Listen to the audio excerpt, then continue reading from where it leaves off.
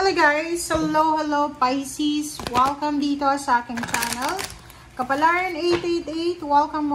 Alamin natin Pisces ko ng messages, vibration, gabay, energy para sa inyong lahat. This is the last week of September 2025. Please connect your intuition. Sa lahat ng barahan na lalabas dito Pisces. Kung bago ka, welcome. Kung dati ka na, thank you guys sa inyong lahat na patuloy na pagsubaybay dito sa aking channel. Okay, first card natin, this is accomplishment, this is achievements, this is wholeness. Number 30, dedication, decision making, judgment. Alright. Wow, Pisces. Okay, congratulations. Pisces, sinasabi ng barasyo dito na prepare yourself. Ihanda mo yung sarili mo. Because you will receive a message, a confirmation, good news, okay, letter, chat, call. Nakikita ko sir dito na posibleng makatanggap ka ng letter from someone. Like for example, eto kasing dedication na to is possible siya na mag-asawa to Mag-asawa na nag-process ng divorce, ng annulment, ng legal separation. Possible na this week ay ma-settle na yung mga differences nyo, yung mga pinag-aawayan nyo. And yung mga nag-aaway dito, may kaso or pwedeng involved ka sa kaso, posibleng makatanggap ka na wholeness na, judgment na. So parang makakatanggap ka ng balita, which is matagal mo na siyang hinihintay. Makakatanggap ka ng balita na, or pwedeng makatanggap ka ng apology, or mag-a-ask ng forgiveness, or makakatanggap ka ng clarification sa mga issues. Okay? So, wholeness siya. There's a judgment. There's a, parang restoration, recovery. Okay? May mag-asawa na naghiwalay, mag-ex sila na pwedeng mag-ayos na. Maybe you will receive confirmation from your boss or from someone na hinihintay mo siya. Or pwede din, Pisces, na makatanggap ka ng wedding invitation. Wedding invitation or any invitation. Okay, tingnan natin. Tingnan natin, Pisces.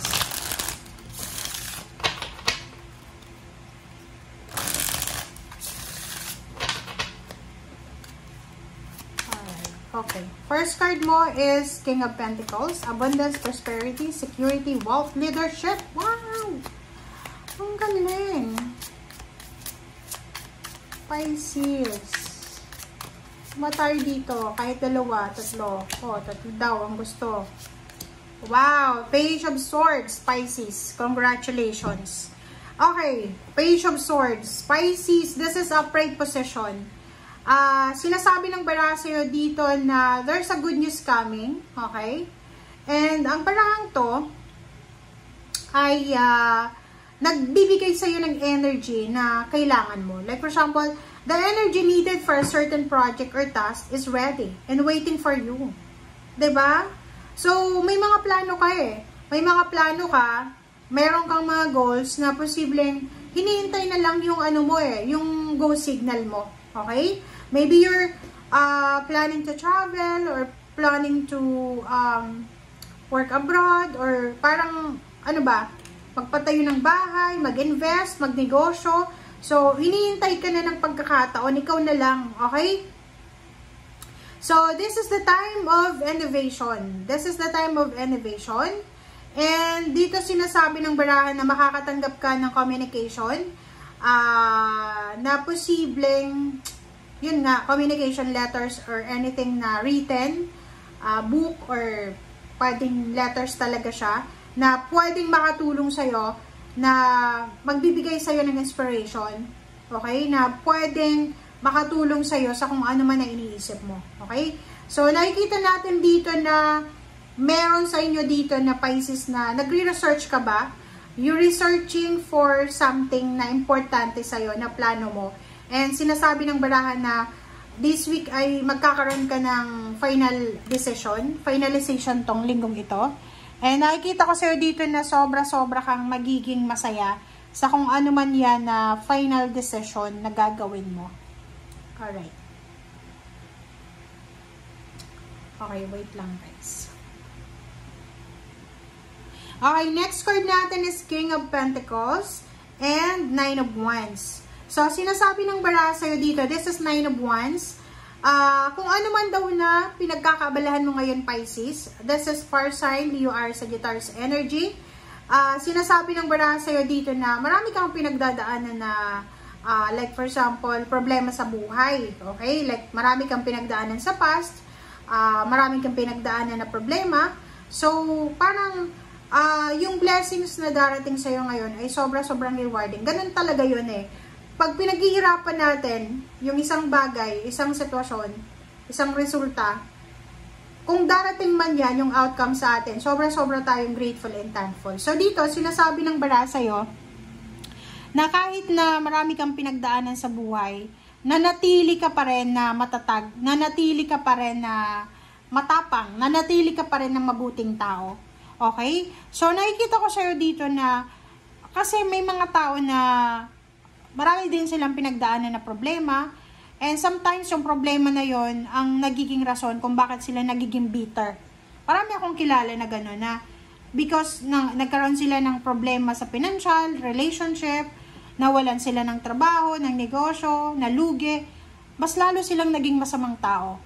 Pero sa'yo, ang nakikita ko, tingnan mo to, yung mga abot bundok na problema na pinagdaanan mo, sickness man yan, or pwedeng financial, emotional problems, lahat ata ng emotional problems na pagdaanan mo na, pero yung pinagdaanan mo na yun, hindi yun naging rason para maging masama kang tao, mas naging mabuting tao ka pa nga.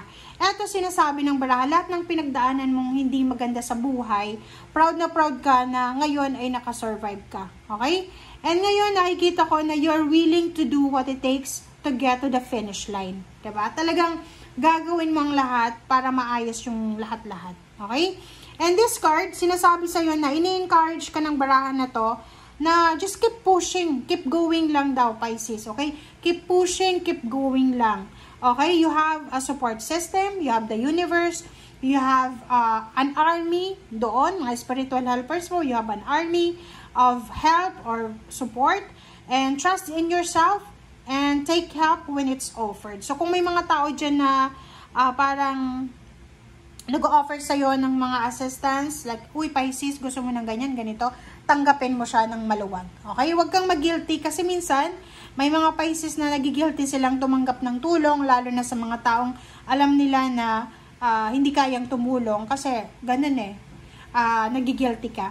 So, King of Pentacles, sinasabi ng baraha na resonated siya sa dalawang to, na pag itinuloy mo daw, Pisces, kung ano man yan na plano mo sa ngayon, kung ano man yan na naiisip mo sa ngayon, pag itinuloy mo yan, sinasabi ng baraha sa'yo dito na, yung confidence na yan, na nararamdaman mo sa ngayon, ay posibleng siya yung maging susi, daan, stepping stone para maging successful ka.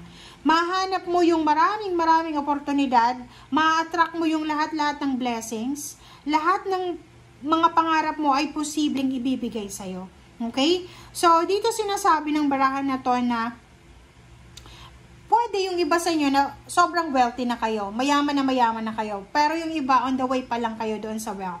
Sinasabi ng baraha sa'yo na you will have the opportunity to attract wealth and manage wealth correctly. Okay? So, dito naman, yung iba na may na-achieve na kayo sa buhay, sinasabi ng baraha na to na posibleng sa linggong ito, marirealize mo na, okay, siguro nasa limit na ako ng achievement. So, I need to slow down. Parang ganon. Pero yung iba, keep going lang daw. Keep going lang. So, dito sinasabi ng baraha na this week, simula sa linggong ito, sit back and enjoy the fruits of your labor. Wow, Pisces. Congratulations talaga. Job well done. Congratulations. So, tap your back kasi marami kang pinagdaanan. Yung sabi sa'yo dito ng baraha, ang dami-dami mong pinagdaanan sa buhay na naging parang ano to foundation mo. Okay? Para maging mabuting tao. Alright, Pisces. Thank you. So, let's check. Ano ba yung message sa'yo ng third card natin? Okay. This is for Pisces. Okay. Wait lang, guys.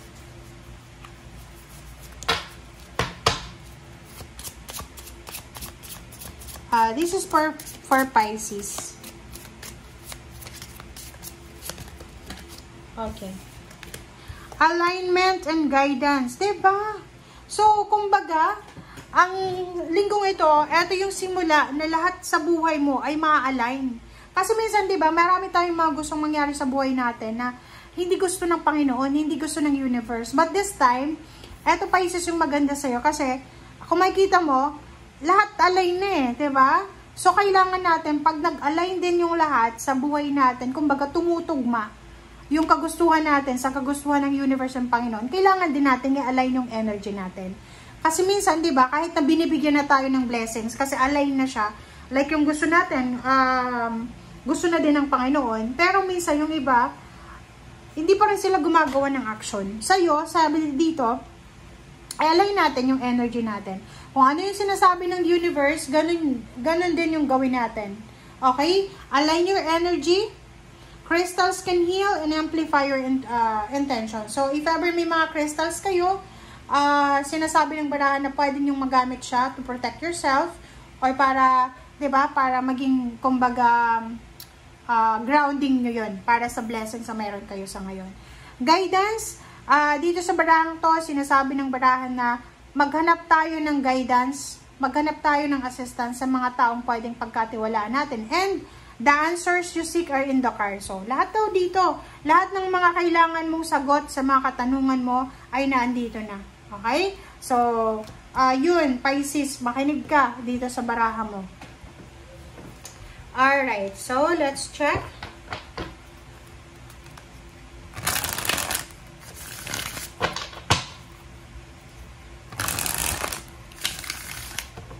Okay, Pisces, congratulations. Ang ganda ng barahan nyo, guys. Ang ganda ng last card na to na sinasabi sa inyo dito na sit back and enjoy the fruits of your labor. Diba? Wow. Sobrang ganda ng assurance na yan eh. Parang ina-assure ka ng universe na walang sayang, walang tapon sa mga sacrifices mo. And yung actions na gagawin mo ngayon or ginawa mo sa past, ay magdadala yan sa'yo ng sobrang victory. Diba? Ang ganda, Pisces. Ito yung last deck mo. Diba? O, nandito na yung death card eh. There's a transformation talaga eh. Magta-transform yung buhay mo, Pisces. 360 degrees na transformation. Maraming matatapos eh. Like for example, matatapos yung mga masasamang panaginip mo, matatapos yung mga relationship mo sa mga taong masama, parang ganun. Ace of Wands, okay? There's an exciting financial recovery na darating sa'yo. So, nakikita ko sir dito na makakaramdam ka ng excitement. You're excited para sa paparating na pera. You're excited para sa opening ng business. You're excited para sa financial collaboration. You're excited para sa contract signing or sa kung ano man na okasyon about money. You're excited para sa paparating na biyaya. And dito naman, sinasabi ng barahan na The Sun, simula ngayong linggo, expect happiness, expect overall joy and prosperity sa buhay mo. And Queen of Wands, sinasabi na you will be free, diba? Makakaalis ka na sa anumang stagnation, emotional man yan. Kumbaga makakahinga ka na. Makakahinga ka na ngayon kasi tapos na eh. It's either financial healing, emotional healing, meron din physical health healing. So, parang ngayon, i-declare ng doktor mo na wala ka ng sakit or tapos na yung medication mo. Or there's a declaration then from the universe na eto na yung time para makapag-relax ka. Ma-enjoy mo kung ano yung mga pinagtrabahuhan mo or kung ano yung sinacrifice mo. Okay? Thank you guys. Bye!